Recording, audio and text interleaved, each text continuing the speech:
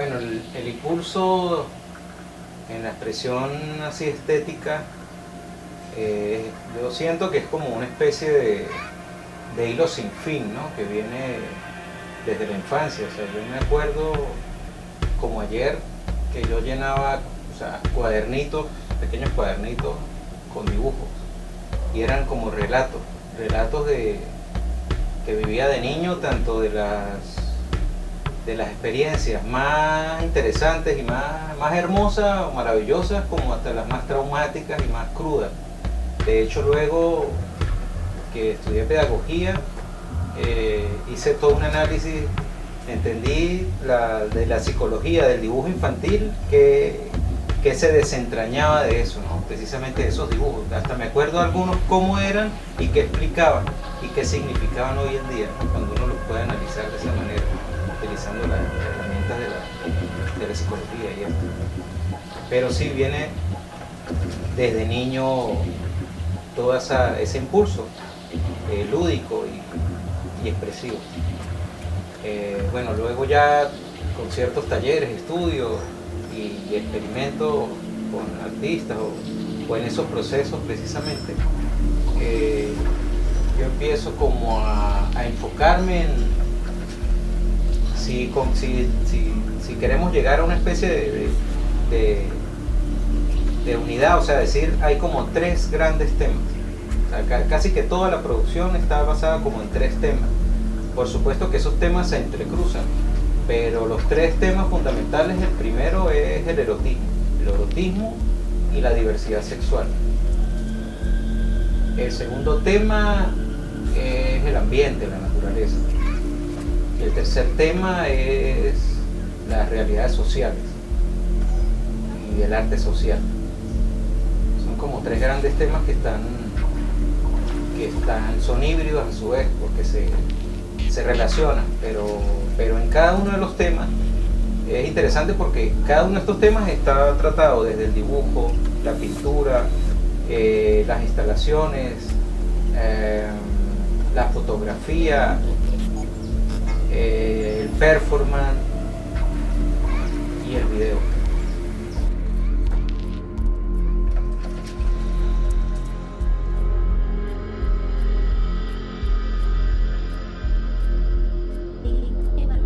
Pero a su vez estas técnicas o estos trabajos, estos procesos estéticos, los he desarrollado con todo tipo de materiales, desde basura,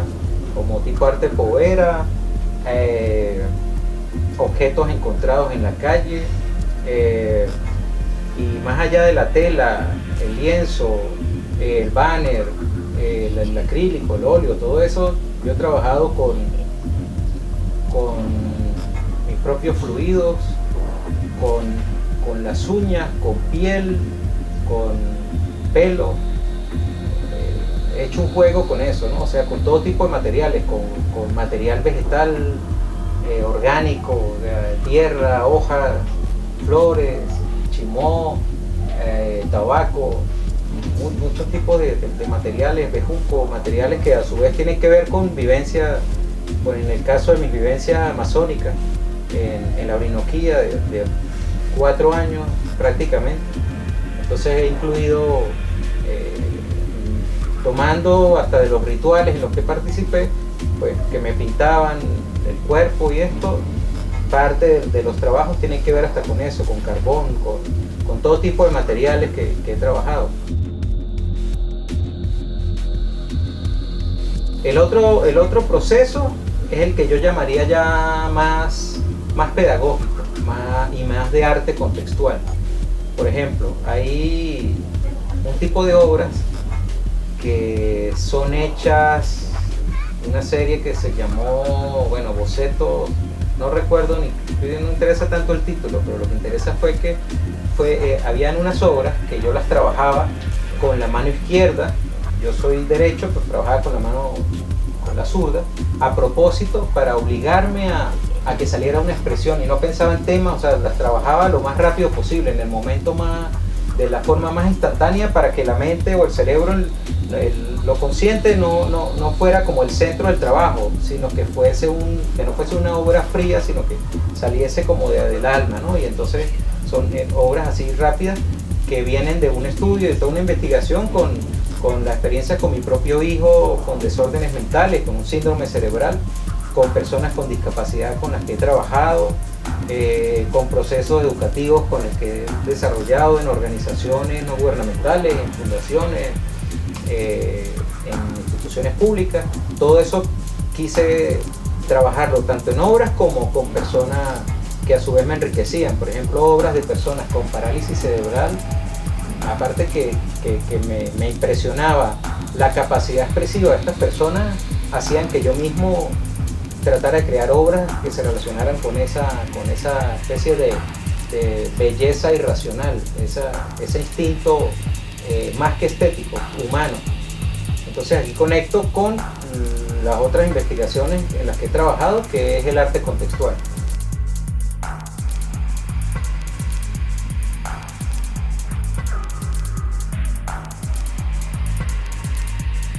Entonces hay como esos dos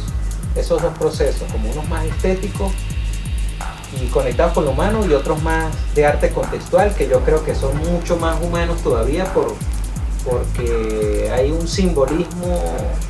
que es las vivencias de otras personas conectadas conmigo, y entonces ya inclusive no nos interesa tanto generar obras, y menos aún obras que se muestren en salones de arte o en museos o en galerías, sino inclusive obras que se montaban en zonas fronterizas bien conflictuadas. Inclusive unas mujeres de unos talleres que tuve años trabajando, recuerdo tanto que en una de las zonas donde habían los grupos regulares que salían a amenazar y violentaban personas, ahí mismo ellas hacían su exposición de sus propias obras, que eran parte de los talleres de recuperación psicosocial, arteterapia, resiliencia, experimentos con la imagen. Entonces salían cosas muy bellas, relatos de vida demostrados, o sea, que salían en obras, hechas obras y hechas expresión pura.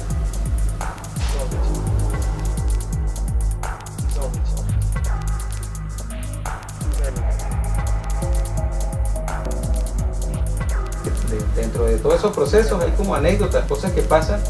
que son pues bien interesantes, ¿no? Hay como dos así que recuerdo. Una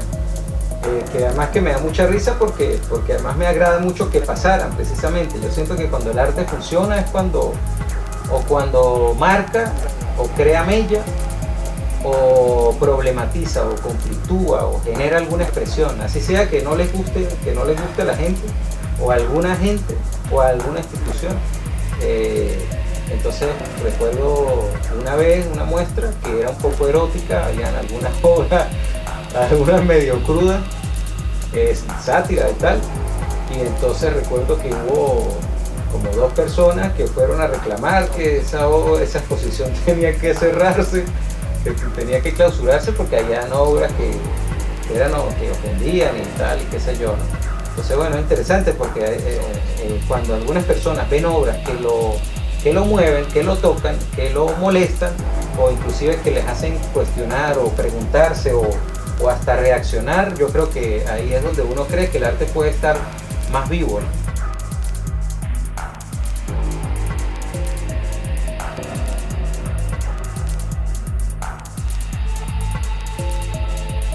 Y la otra, pues la otra está más relacionada con esa manera que es ya muy personal, pues muy de juego, muy lúdica que yo tengo de ser, que es un poco así la más espontánea que yo tengo, porque me gusta precisamente la espontaneidad y recuerdo talleres donde trabajamos con personas con discapacidad y entonces pasaban cosas muy locas, pues gente que regaba la pintura, que tumbaba todo, o mi propio hijo cuando lo puse a pintar, él es autista, lo puse a pintar, hicimos unos experimentos, inclusive estaba muy pequeño, trabajamos una tela gigante y regamos pintura y estaba sin ropa, experimentando y tocándose con la pintura, manchándose, y comió pintura y regó pintura y nos manchamos todos. Y fue muy interesante porque de ahí inclusive hicimos el registro fotográfico y algunas de esas fotos se enviaron a unas competencias y unas actividades, hay unos proyectos y resulta que unas de esas obras ganaron o entraron dentro de una especie de reconocimiento especial por eso, por lo espontáneo. Pero claro, al terminar el trabajo, tanto con mi hijo como en otros talleres, aquello terminaba hecho un desastre, ¿no? O sea, la pintura regada por todas partes, la gente reclamando, los talleres que yo editaba a veces pues se manchaba todo y nada, después limpiábamos, pero ya nadie nos podía quitar el gozo del proceso creativo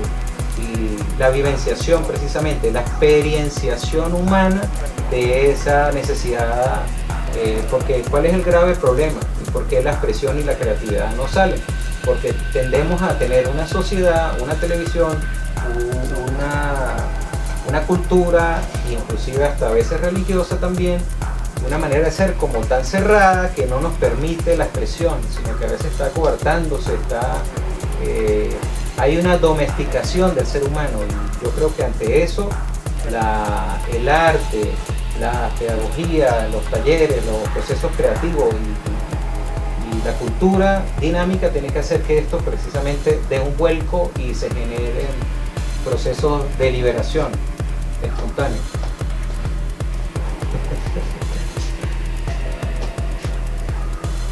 Eso,